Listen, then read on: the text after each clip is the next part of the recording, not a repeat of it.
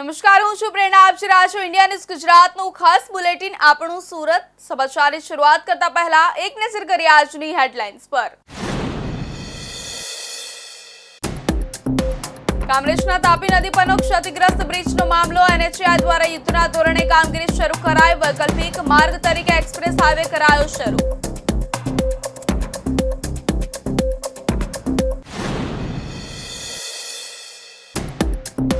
કામરેજ ખાતે તાપી ઉપર આવેલા જોખમી બ્રિજનું કલેક્ટરે નિરીક્ષણ કર્યું. કલેક્ટરના નિરીક્ષણ બાદ બ્રિજ બંધ કરવા સૂચના. 1 મહિના સુધી બ્રિજ બંધ રહે તેવી શક્યતા.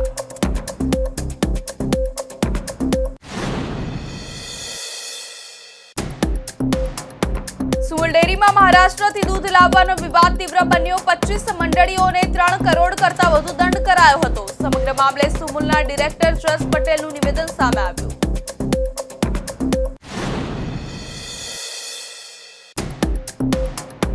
કોલેજમાં રેગિંગ અટકાવવા ડિજિટલ પ્લેટફોર્મ પર VNSGની વોચ. રેગિંગમાં પકડાશે તો સીધી પોલીસ ફરિયાદ. રેગિંગ રોકવામાં નિષ્ફળ કોલેજોની ગ્રાન્ટ બંધ થશે.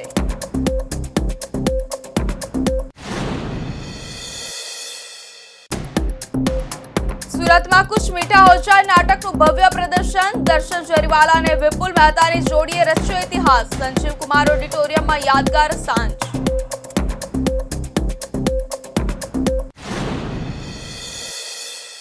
હવે સમાચાર જોઈએ વિસ્તારથી.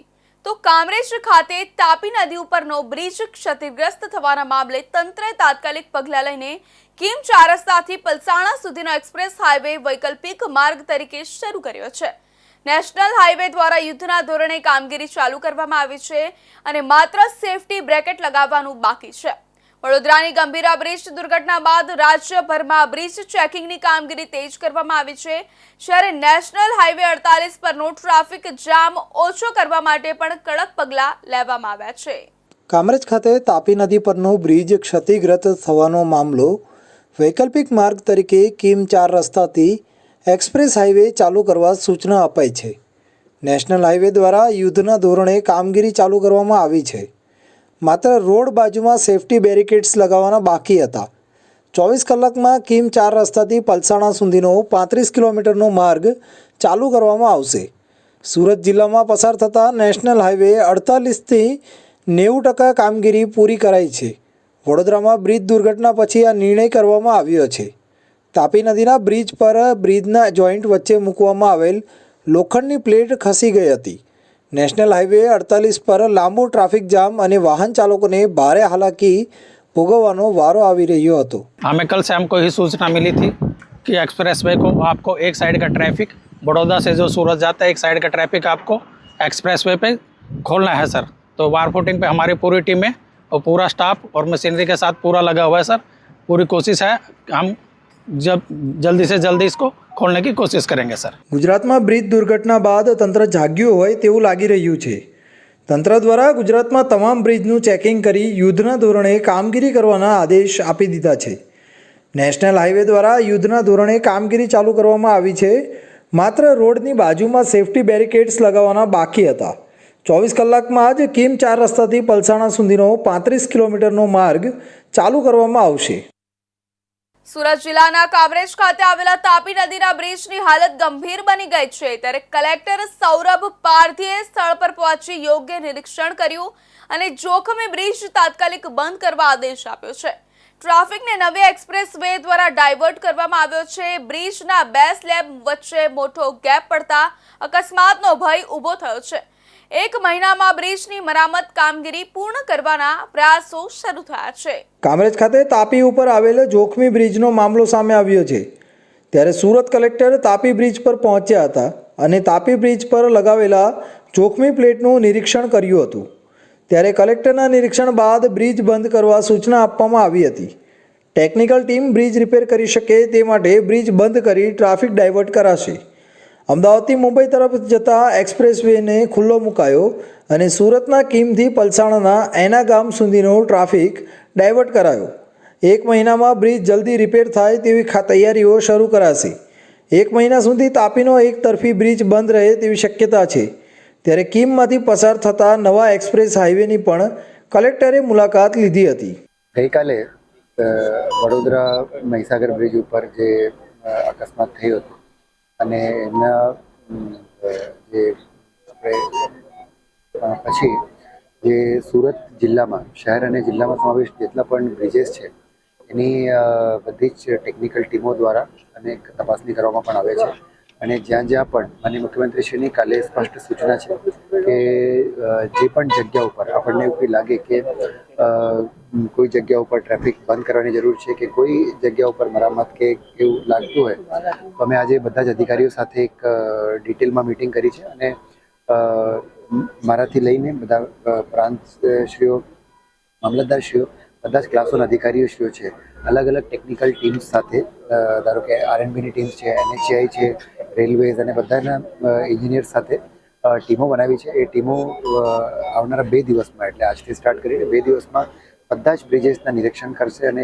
જ્યાં કોઈ પણ એવું આપણને લાગે કે તકલીફ જેવી કોઈ વસ્તુ છે તો ત્યાં આપણે ડાયવર્ઝન કરશું રિપેરિંગ કરશું અને જ્યાર સુધી આપણે સેટિસ્ફાય નહીં થઈએ કે બધું બરાબર છે ત્યાર સુધી જે છે આપણે એક બધી કામગીરી કરવાના છે. સરકારે જે ગંભીરા પુલ જે દુર્ઘટના ઘટી ત્યારબાદ ને પણ ત્યાંથી 1 મહિના અગાઉ અહીંના આપણા ધારાસભ્ય પ્રફુલભાઈ પાનસરિયા સાહેબે રૂબરૂ વિઝિટ કરી અને અહીંની જે આ પ્લેટનું છે એનું નિરીક્ષણ કરી અને તાત્કાલિક પ્લેટ મૂકવામાં આવી અને નેશનલ હાઈવે નંબર 4 જે કિમથી એના સુધીનો જે હાઈવે છે બોમ્બે દિલ્હી એક્સપ્રેસ વે તો ભરૂચથી ત્યાં ડાયવર્ટ કરવાનું કામગીરી પૂરજોશમાં ચાલુ છે અને આવતીકાલથી ચાલુ થઈ જશે તે.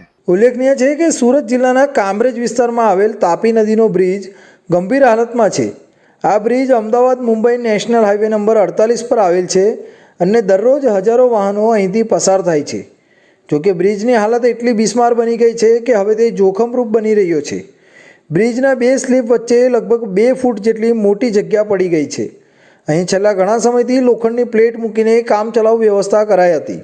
એ લોખંડની પતરા ઉપરથી હેવી ટ્રાફિક સતત પસાર થતો હોય જેના કારણે વારંવાર પ્લેટ ખસી જતી હોય છે અને ટ્રાફિક જામ જેવી સમસ્યા ઊભી થતી રહે છે. વાહન ચાલકો માટે આ સ્થિતિ ખૂબ જ જોખમભરી બની ગઈ છે. લોકોના જીવના જોખમે બ્રિજ પાર કરી રહ્યા હતા. આમ આણંદના ગંભીરા બ્રિજ પર થયેલી દુર્ઘટના બાદ રાજ્યમાં જૂના અને જોખમકારક બ્રિજની સ્થિતિ સામે ફરી એકવાર ગંભીર પ્રશ્નો ઊભા થયા છે. કામરેજ તાપી નદીનો બ્રિજ પણ હવે કોઈ મોટી દુર્ઘટનાનું કારણ ન બને તે માટે તાત્કાલિક પગલાં લેવામાં આવ્યા છે, જેમાં કલેક્ટરના નિરીક્ષણ બાદ બ્રિજ બંધ કરવા સૂચના આપવામાં આવી હતી. ટેકનિકલ ટીમ બ્રિજ રિપેર કરી શકે તે માટે બ્રિજ બંધ કરી ટ્રાફિક ડાયવર્ટ કરાશે. સુમુલ ડેરીમાં મહારાષ્ટ્રથી દૂધ લાવી કેટલાક મંડળીઓ દ્વારા તેનું વેપારીકરણ કરાયું હોવાના મામલે 25 મંડળીઓને 3 કરોડથી વધુનો દંડ ફટકારાયો હતો. આ દંડની માફી માટે સુમુલના ડિરેક્ટરો દ્વારા તાપીમાં રેલી યોજાઈ હતી. ડિરેક્ટર જશ પટેલે જણાવ્યું કે દંડ તપાસના આધારે કર્યો છે અને દૂધનું વેપારીકરણ અયોગ્ય છે. મંત્રી મુકેશ પટેલના ઓડિટ સંબંધિત નિવેદન પર પણ તેઓએ જવાબ આપ્યો હતો. સમગ્ર વિવાદ રાજ્ય સરકાર સુધી પહોંચ્યો છે અને સરકાર દ્વારા શકમંદ મંડળીઓને ઓડિટ કરવાનું જણાયું છે. સુમુલ ડેરીમાં મહારાષ્ટ્રથી દૂધ લાવી મંડળીઓ દ્વારા દૂધ ભરવાનો મામલો. આ બાબતે 25 મંડળીઓને 3 કરોડ કરતાં વધુનો દંડ ફટકારાયો હતો. આ દંડની માફી માટે સુમુલના ડિરેક્ટરો દ્વારા જ તાપીમાં રેલી કરાઈ હતી. સમગ્ર મામલે સુમુલના ડિરેક્ટર જયેશ પટેલે નિવેદન આપ્યું છે. જે દંડ કરવામાં આવ્યો છે તે તપાસના આધારે કરવામાં આવ્યો છે. દંડ માફી માટે રેલી યોજવામાં આવી હતી અને મહારાષ્ટ્રથી દૂધ લાવી તેનું વેપારીકરણ કરવું તે અયોગ્ય છે. મંત્રી મુકેશ પટેલે આપેલા ઓડિટ બાબતે નિવેદન પર જયેશ પટેલની પ્રતિક્રિયા સામે આવી છે. આ સમગ્ર મામલો હવે રાજ્ય સરકાર સુધી પહોંચ્યો છે. સરકાર દર વર્ષે દૂધ મંડળીનો ઓડિટ કરતી હોય છે, પણ જે મંડળીઓમાં એકાએક જ દૂધનું પ્રમાણ વધી ગયું તે મંડળીઓનું સરકાર દ્વારા ઓડિટ કરવામાં આવશે. આ બાબતે સુમુલ ડેરી તરફથી પણ સહકાર આપવામાં આવશે. ખાસ કરીને સુમુલ તરફથી જે 25 દૂધ મંડળીઓ છે એ મહારાષ્ટ્રથી દૂધ જે ઠંડુ લાવીને દૂધ મંડળીમાં ભરીને જે નફો કમાવાની જે વાત હતી એને કારણે 3 કરોડ અને 25 લાખ રૂપિયાનો દંડ MDCએ કર્યો છે. એના અનુસંધાનમાં માફીની વાત હતી.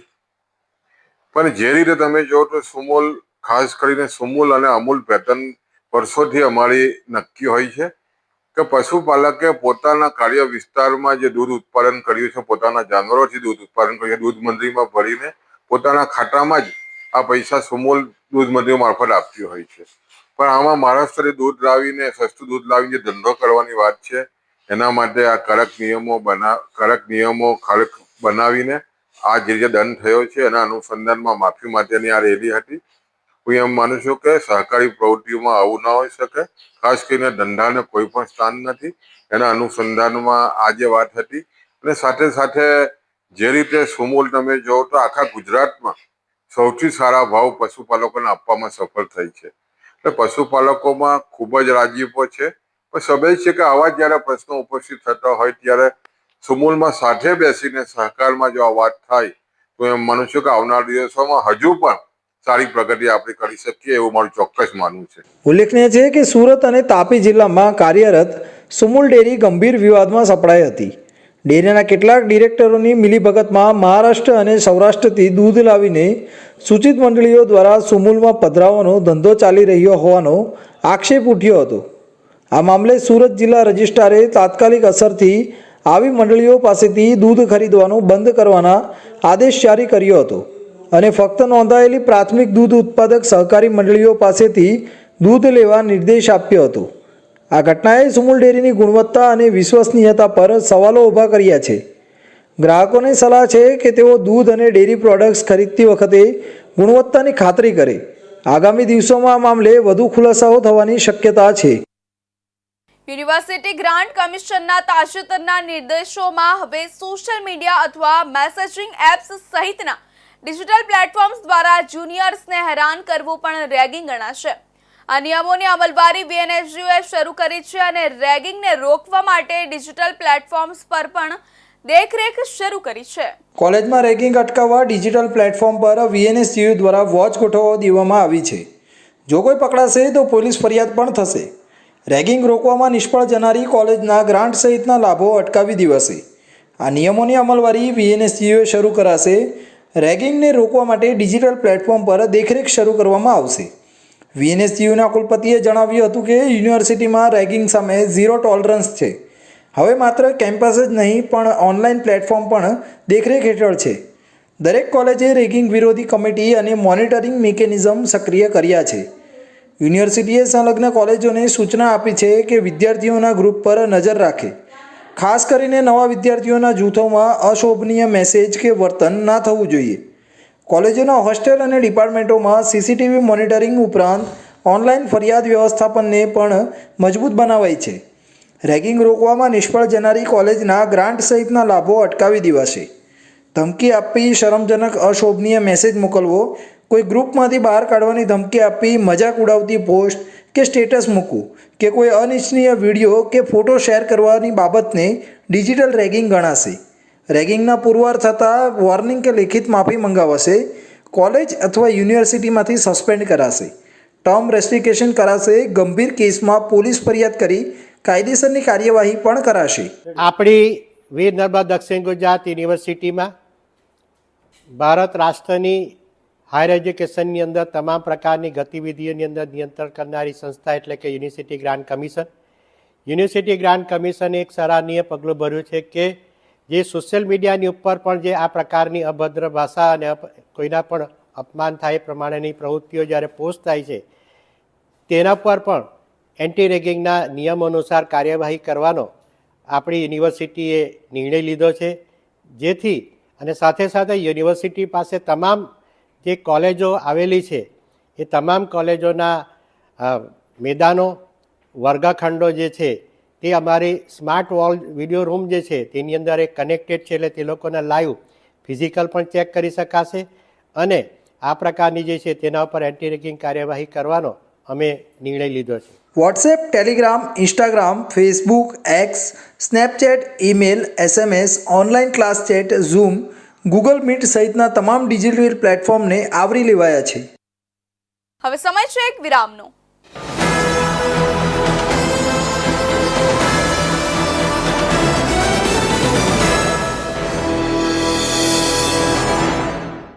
મુદ્દાઓ છે દેશના, પેનલ પર થશે ચર્ચા, વાતમાં થશે સ્પષ્ટ સંવાદ. અમે લાવીએ છીએ તમારા પ્રશ્નોને મંચ પર.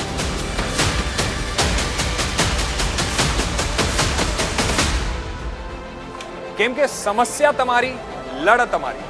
જુઓ મારી સાથે ફક્ત ઇન્ડિયા ન્યૂઝ ગુજરાત પર.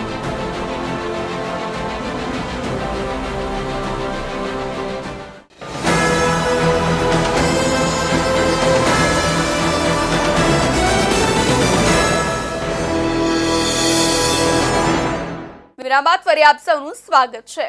સુરતના સંજીવ કુમાર ઓડિટોરિયમમાં ગુજરાતી નાટ્ય કળાના પ્રેમીઓ માટે એક યાદગાર સાંજનું આયોજન થયું હતું. જ્યાં પ્રખ્યાત ગુજરાતી નાટક કુછ મીઠા હો જાયનું ભવ્ય પ્રદર્શન યોજાયું હતું. આ નાટકનું દિગ્દર્શન ગુજરાતી સિનેમાના પ્રસિદ્ધ નિર્માતા અને દિગ્દર્શક વિપુલ મહેતાએ કર્યું હતું. જ્યારે મુખ્ય ભૂમિકામાં ખ્યાતનામ અભિનેતા દર્શન જરીવાલાએ પોતાની અભિનય કળાથી દર્શકોના દિલ જીતી લીધા હતા. 9 વર્ષના લાંબા અંતરાલ બાદ સુરતમાં ગુજરાતી નાટકમાં દર્શન જરીવાલાનું પુનરાગમન દર્શકો માટે ખાસ આકર્ષણનું કેન્દ્ર રહ્યું. ગુજરાતી ટેલિવિઝન સિરિયલ નરસિંહ મહેતામાં સંત કવિની ભૂમિકા ભજવીને ઘર ઘરમાં ઓળખ બનાવનાર દર્શન જરીવાલાએ આ નાટકમાં પોતાની બહુમુખી અભિનય કુશળતા ફરી એકવાર રજૂ કરી. દર્શન જરીવાલા જે પ્રખ્યાત અભિનેત્રી લીલા જરીવાલા અને વિદ્યાસાગર જરીવાલાના પુત્ર તેમજ સ્વર્ગસ્થ અભિનેતા સંજીવ કુમારના ભત્રીજા છે. તેમણે ગુજરાતી અને હિન્દી ફિલ્મો ઉપરાંત ટેલિવિઝનમાં પણ પોતાના અભિનયની છાપ છોડી છે. ઇન્ડિયા ન્યૂઝ સાથેની ખાસ વાતચીતમાં દર્શન જરીવાલાએ જણાવ્યું કે સુરતના પ્રેક્ષકોનો પ્રેમ અને ઉત્સાહ હંમેશા પ્રેરણાદાયી રહ્યો છે. 9 વર્ષ બાદ આ શહેરમાં ગુજરાતી નાટકમાં પરફોર્મ કરવું એ મારા માટે ખૂબ જ ખાસ અનુભવ છે. નાટકના દિગ્દર્શક વિપુલ મહેતા ગુજરાતી સિનેમામાં બેસ્ટ ઓફ લક લાલુ અને ચાલ જીવી લઈએ જેવી સફળ ફિલ્મો માટે જાણીતા છે. તેમણે મરાઠી ફિલ્મ ઓલે ઓલે અને હિન્દી ફિલ્મ કંજૂસ માખી ચૂસ 2023 દ્વારા પોતાની દિગ્દર્શન કળાનો પરચો આપ્યો છે. કુછ મીઠા હો જાય નાટકમાં તેમનું દિગ્દર્શન એક અનોખી સંવેદનશીલતા અને સર્જનાત્મકનું સંયોજન દર્શાવે છે, જે દર્શકોને ભાવનાત્મક અને મનોરંજક અનુભવ આપે છે. ઇન્ડિયા ન્યૂઝ સાથેની ખાસ વાતચીતમાં વિપુલ મહેતાએ કહ્યું કે આ નાટક એક મીઠી અને ભાવનાત્મક વાર્તા છે, જે દર્શકોના હૃદય સુધી પહોંચવાની ક્ષમતા ધરાવે છે. દર્શનજી સાથે કામ કરવું એક અદ્ભુત અનુભવ હતો. जी सर, सूरत का 9 साल बाद बोलते हैं आप थिएटर करने सूरत आए. पहले बात ये हमें ये पता था, कितने सालों तक आपने सूरत में थिएटर साल पहले किया था, ये बताइए. नहीं, मैं गुजराती नाटक मेरा जो आया था ये भी गुजराती ही है. तो गुजराती नाटक जो मेरा आया था वो 2016 में आया था शायद, या एक सेल्फी सजोड़े, that was the name of the play. और उसके बाद में 9 साल के बाद में आया हूँ. सर, गुजराती नाटक से लेके हिंदी पिक्चर तक की जो सफ़र रहा हो कैसा रहा आपका? बहुत ही बढ़िया. गुजराती हिंदी मेरे लिए भाषाएं बहुत मायने नहीं रखती है. I have done plays and films and television in English also. Yeah, I've done films in United Kingdom also. I've done films in USA also. So language is not a barrier. ગુજરાતીમાં કે કોઈ પણ માધ્યમ પણ હોય, તમે TV કહો કે વેબ સિરીઝ કહો કે સિનેમા કહો કે થિયેટર, તખ્તો, સ્ટેજ, એ બધા માધ્યમોમાં અને બધી ભાષાઓમાં મેં કામ કરેલું છે.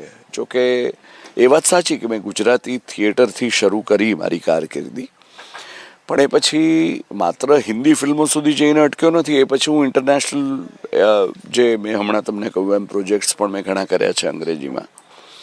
એટલે એ સફર બહુ જ સરસ રહી છે. કુછ મીઠા હો જાય એક એવી નાટ્યકૃતિ છે જે ભાવનાઓ, હાસ્ય અને જીવનની નાની નાની ક્ષણોને સુંદર રીતે રજૂ કરે છે.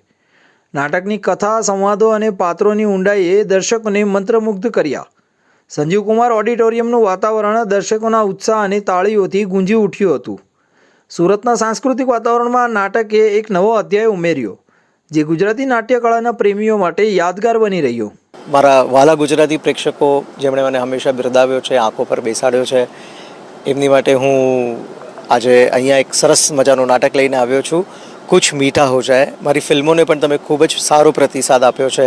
ચાલ જીવી લઈએ, કહેવતલાલ પરિવાર, અને હવે મારી એક નવી ફિલ્મ આવી રહી છે બચ્ચુની બેનપણી, જે 27મી ઓગસ્ટે રિલીઝ થાય છે. અત્યાર સુધી જેટલો પ્રેમ આપ્યો છે એટલો જ પ્રેમ એ ફિલ્મને પણ આપશો, એવી હું મારા ગુજરાતના ઓડિયન્સ પાસેથી અપેક્ષા રાખું છું. હું હંમેશા બધાને જ કહેતા આવ્યો છું કે આપણા ગુજરાતી પ્રેક્ષકો ખૂબ જ સમજદાર છે, ખૂબ જ સારા છે, પણ એક દુર્ભાગ્યની વાત એ છે કે જ્યાં સુધી એ લોકો વર્ડ ઓફ માઉથ એટલે માઉથ પબ્લિસિટી સાંભળતા નથી ત્યાં સુધી આવતા નથી. કુછ મીઠા હો જાય નાટકનું આ પ્રદર્શન સુરતના નાટ્ય પ્રેમીઓ માટે એક અનોખો અનુભવ બની રહ્યું. દર્શન જરીવાલાનો શક્તિશાળી અભિનય અને વિપુલ મહેતાનું સર્જનાત્મક દિગ્દર્શન આ નાટકને ખાસ બનાવે છે. આ પ્રદર્શન ગુજરાતી નાટ્ય કળાની સમૃદ્ધ પરંપરાને વધુ ઉજ્જવળ કરે છે અને સુરતના સાંસ્કૃતિક ઇતિહાસમાં એક નવું પ્રકરણ ઉમેરે છે. 6 જુલાઈએ સુરત રેલવે સ્ટેશન પર કરાયેલી સ્ટેટ વિજિલન્સની પ્રોહિબિશન રેડને લઈને ન્યાયિક તપાસની માંગ ઉઠી છે. રજૂઆતમાં દારૂના ગેરકાયદેસર વેપાર, વિજિલન્સના બાતમીદારોના હપ્તા માંગવાના આક્ષેપો અને રેડ માત્ર સુરત સુધી મર્યાદિત રાખવામાં આવ્યું હોવાના અંગે ગંભીર પ્રશ્નો ઉઠાવવામાં આવ્યા છે. વાપી, વલસાડ જેવા મહત્વના ટ્રાન્ઝિટ પોઈન્ટ્સ પર કોઈ કાર્યવાહી ન થવા પર પણ સવાલ થયા છે. નાગરિકો કડક પગલાં અને ન્યાયિક તપાસની અપેક્ષા રાખી રહ્યા છે. સુરત રેલવે સ્ટેશનની હદમાં તારીખ 6 જુલાઈના રોજ સ્ટેટ વિજિલન્સ દ્વારા હાથ ધરવામાં આવેલી પ્રોહિબિશનની રેડ ન્યાયિક તપાસની માંગ ઉઠી છે. આ બાબતે અધિક પોલીસ મહાનિદેશક સાબરમતી સેન્ટ્રલ જેલની સામે રાણીપ અમદાવાદ ખાતે એક લેખિત રજૂઆત કરવામાં આવી છે, જેમાં રેલવે હદમાં ચાલતા દારૂના ગેરકાયદેસર વેપાર અને સ્ટેટ વિજિલન્સની કામગીરી પર ગંભીર આક્ષેપો લગાવવામાં આવ્યા છે. રજૂઆતમાં જણાવાયું છે કે સુરત શહેર અને રેલવે વિસ્તારમાં દારૂનું દૂષણ દૂર કરવા માટે અગાઉ પણ અનેકવાર લેખિત ફરિયાદો કરવામાં આવી હતી, જેમાં ખેપિયાઓ દ્વારા વાપી, મુંબઈ, ગોવા અને નંદુરબારના રસ્તે ટ્રેન માર્ગે દારૂનું પરિવહન થતું હોવાનો ઉલ્લેખ હતો. આ ફરિયાદોમાં ટ્રેનોના નામ, નંબરો અને બુટલેગરોની યાદી પણ આપવામાં આવી હતી, પરંતુ તેના પર નામ ખાતરની કાર્યવાહી થઈ હોવાનો દાવો કરવામાં આવ્યો છે. રજૂઆતમાં આરોપ લગાવવામાં આવ્યો છે કે સ્ટેટ વિજિલન્સ દ્વારા છેલ્લા 2 મહિનામાં કરવામાં આવેલી રેડ માત્ર સુરત રેલવે સ્ટેશનની હદમાં જ કેન્દ્રિત રહી જાય છે, જ્યારે દારૂનું પરિવહન કરતી મુખ્ય ગટરો જેવા કે વાપી, વલસાડ અને ઉધના જેવા સ્ટેશનો પર કોઈ રેડ નથી થઈ. આ ઉપરાંત રેડ દરમિયાન દારૂ ક્યાંથી ચડ્યો, કોની ફરજ દરમિયાન ચડ્યો અને સુરતમાં રેડ થઈ તો મૂળ સ્ત્રોત પર કેમ નહીં તેવા સવાલો ઉઠાવવામાં આવ્યા છે. વધુમાં આરોપ છે કે વિજિલન્સના બાતમીદારો દ્વારા બુટલેગરો પાસેથી હપ્તા ઉઘરાવવામાં આવે છે અને જો હપ્તો ન આપવામાં આવે તો રેડ કરીને વાહવાહી લૂંટવામાં આવે છે. આ ઉપરાંત વિજિલન્સના નામે પોલીસ સ્ટેશનોમાંથી પણ લાખો રૂપિયાની ઉઘરાણી થતી હોવાનો દાવો કરવામાં આવ્યો છે. 6 તારીખે સ્ટેટ વિજિલન્સ દ્વારા સુરત રેલવે હદમાં રેડ કરવામાં આવતા 5 જેટલા પોલીસ કર્મચારીઓની બદલી કરવામાં આવી છે. મારું કેવું એટલું છે કે ભાઈ વારંવાર વખત મેં રેલવેમાં લાગતા અધિકારી, એસપી સાહેબ હોય, ડીએસપી સાહેબ હોય, રેલવેના આઈજીને વારંવાર રજૂઆત કરી છે, સ્ટેટ વિજિલન્સમાં રજૂઆત કરી છે અને લેખિતમાં મુદ્દાસર કે વાપીથી આ ટ્રેન આટલા ઉપડે છે, જે વલસાડ આટલા સમય ઊભી રહી છે, આ સમય ઉધના, આ સમય ઉત્તરાયણ ઊભી સુરત સ્ટેશન પર ઊભી રહી છે અને તમામ ટ્રેનોમાં ટ્રેન નંબર, ટ્રેનના નામ અને સમય સાથે મેં વારંવાર રજૂઆત કરી છે કે સમગ્ર ટ્રેનોમાં દારૂની હેરાફેરી થાય છે અને નહીં કે વાપીથી આ ટ્રેનોમાં દારૂ નંદુરબાર, મહારાષ્ટ્ર, ગોવા, વાપી થઈને દારૂ સુરત, બરોડા સુધી સપ્લાય થાય છે. છતાં પણ રેલવેના અધિકારી દ્વારા આ ખાડા કામ કરવામાં આવ્યા હતા. પરમ દિવસે એ લોકો જે રેડ કરી છે, મારું એવું સ્પષ્ટ માનવું છે કે રેલવેમાં એકબીજાને નીચા પાડવા માટે આ રેડ કરી ખોટા માણસોની બદલી કરવામાં આવી છે. ખરેખર જે જવાબદાર માણસો છે એ લોકોની બદલી કરવામાં આવી નથી. તો આ બાબતે ન્યાયિક તપાસ થવી જોઈએ એવી મારી માંગણી છે. રજૂઆતમાં અમુક મુદ્દાઓ પર ન્યાયિક તપાસની માંગ કરવામાં આવી છે, જેમાં સુરત, વલસાડ અને વાપી રેલવે પોલીસની હદ, આ સ્ટેશનો હદ વિસ્તાર નક્કી કરવો અને તેની સ્પષ્ટતા કરવી.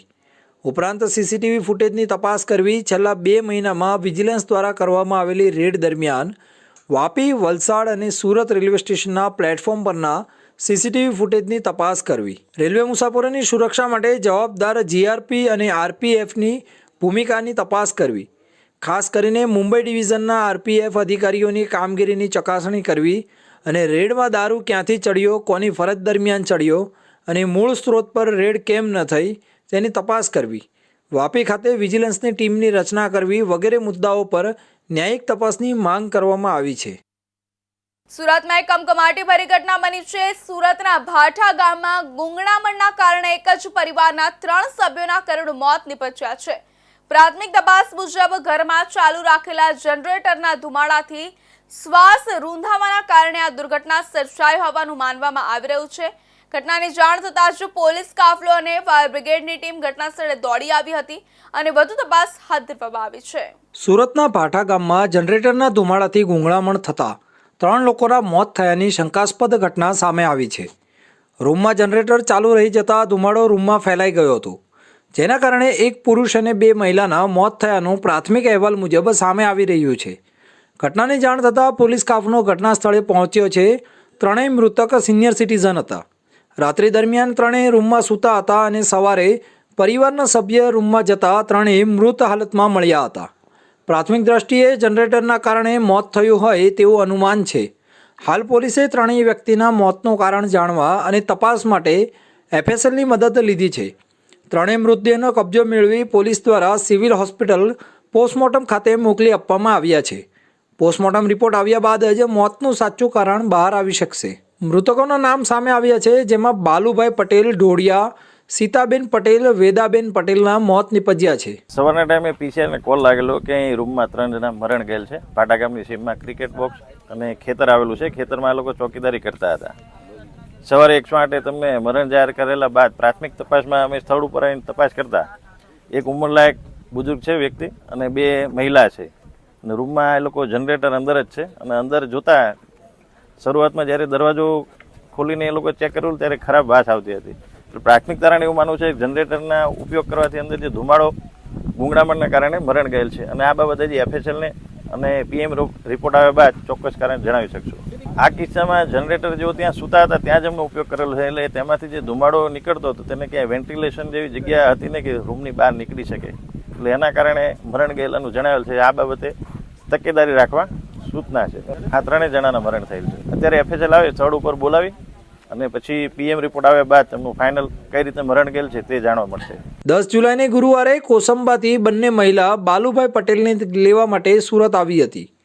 બાલુભાઈ ઘણા સમયથી ક્રિકેટ બોક્સ નજીકના ખેતરમાં રહી ત્યાં ચોકીદારીનું કામ કરતા હતા. તેમની પત્નીનું 1.5 મહિના પહેલાં જ અવસાન થયું હોવાથી તેઓ એકલા જ રહેતા હતા. આ બંને મહિલામાંથી એક તેમની સાળી હતી અને બીજી એક કૌટુંબિક સંબંધી હતી. પત્નીના મોત બાદ સમાજના રિવાજ પ્રમાણે મહિનો ફેરવવા માટે બંને મહિલાઓ આવી હતી. તેઓ બાલુભાઈને પોતાની સાથે લઈ જવા માટે ખાસ કોસંબાથી સુરત સુધીનો પ્રવાસ કરીને આવ્યા હતા. સુરત શહેર ક્રાઇમ બ્રાન્ચે લસકાણા વિસ્તારમાં આવેલી મહાદેવ મોબાઈલ નામની દુકાનમાંથી લાખો રૂપિયાના 30 મોબાઈલ ફોનની ચોરીનો અનડિટેક્ટ ગુનો ઉકેલી કાઢ્યો છે. આ ચોરીને અંજામ આપનાર 2 કૌટુંબિક ભાઈઓને મુદ્દામાલ સાથે ઝડપી પાડીને પોલીસે મોટી સફળતા મેળવી છે. રોજગારી માટે સુરત આવેલા ભાઈઓ જરી મશીન પર મજૂરી કરતા હતા. શું કે તેમને આ કામમાં પૂરતા પૈસા ન મળતા ઝડપથી રૂપિયા કમાવાની લાલચ જાગી આ લાલચમાં તેઓએ ચોરીનું કાવતરું ઘડ્યું. મહેનત છોડી શોર્ટકટ અપનાવવાનું નક્કી કર્યું અને ગુનાના રસ્તે વળી ગયા હતા. ગત તારીખ 6 જુલાઈ 2025ના રોજ રાત્રિના સમયે લસકાણાના ડાયમંડ નગર કળથિયા ઇન્ડસ્ટ્રીઝ વિભાગ 1 પ્લોટ નંબર 336 દુકાન નંબર 5 અને 6માં આવેલી મહાદેવ મોબાઈલ દુકાનમાં તાળા તોડીને રૂપિયા 3,66,087 કિંમતના કુલ 27 કિંમતી મોબાઈલ ફોનની ચોરી થઈ હતી. પોલીસને બાતમી મળી હતી કે આ ઘરફોડ ચોરીને અંજામ આપનાર આરોપીઓ સરથાણા શ્યામધામ ચોક પાસે ભોલેનાથ માર્બલની સામે છે. આ બાતમીના આધારે પોલીસે તાત્કાલિક કાર્યવાહી કરીને શિવનારાયણ રામરૂપ નિષાદ અને અરવિંદ કુમાર સુખનંદન નિષાદને ઝડપી પાડ્યા હતા. બંને આરોપીઓ લસકાણા ગામ સરથાણા સુરત ખાતેના ખાતા નંબર DG 376 ડાયમંડ નગર ખાતે રહેતા હતા અને મૂળ ઉત્તર પ્રદેશના ફતેહપુર જિલ્લાના રણમસ્તપુર થાના જાફરગંજ તાલુકો બિંદકીના વતની હતા. આરોપીઓની પૂછપરછમાં બહાર આવ્યું કે બંને કૌટુંબિક ભાઈઓ છે અને રોજગારી અર્થે સુરત આવ્યા હતા. તેઓ જરી મશીન ચલાવીને મજૂરી કામ કરતા હતા. જોકે આ કામમાં તેમને પૂરતા પૈસા ન મળતા હોવાથી તેઓએ શોર્ટકટમાં પૈસા કમાવાનું કાવતરું ઘડ્યું. તેઓ જ્યાં મજૂરી કામ કરતા હતા તેની નજીકમાં આવેલી મહાદેવ મોબાઈલ દુકાનમાં કિંમતી મોબાઈલ ફોનની ચોરી કરીને વતનમાં લઈ જઈ વેચાણ કરીને પૈસા કમાવાની યોજના બનાવી હતી. આ માટે તેઓએ હાર્ડવેરની દુકાનમાંથી કટર ખરીદીને દુકાનના શટરના તાળા તોડીને ચોરી કરી હોવાની કબૂલાત કરી હતી. ગુનાને અંજામ આપ્યા બાદ આરોપીઓ સુરત શહેર છોડીને પોતાના વતનમાં જવાની ફિરાકમાં હતા. જોકે પોલીસે તેમને સમયસર ઝડપી પાડીને વણશોધાયેલ ઘરફોડ ચોરીનો ભેદ ઉકેલી કાઢ્યો હતો. પોલીસે આરોપીઓ પાસેથી કુલ 3,66,087નો મુદ્દામાલ જપ્ત કર્યો છે. આ મુદ્દામાલમાં ચોરી કરાયેલા 30 અલગ અલગ કંપનીના મોબાઈલ ફોન, જેની કિંમત 3,38,587 છે.